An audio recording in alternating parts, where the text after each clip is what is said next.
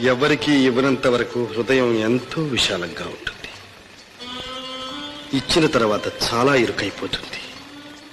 ఇంకొకరికి చోటే ఇవ్వనంటుంది. అంటే మీ హృదయాన్ని ఒక దేవతకు అంకితం చేశాను. నువ్వు ఆ దేవాలయానికి వస్తావా? ఆ దేవతను చూస్తావా?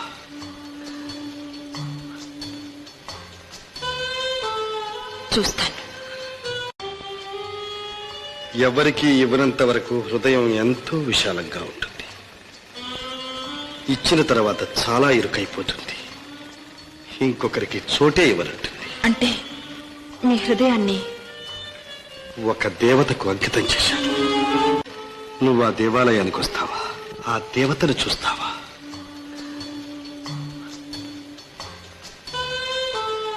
చూస్తాను. ఎవరికి ఇవ్వనంత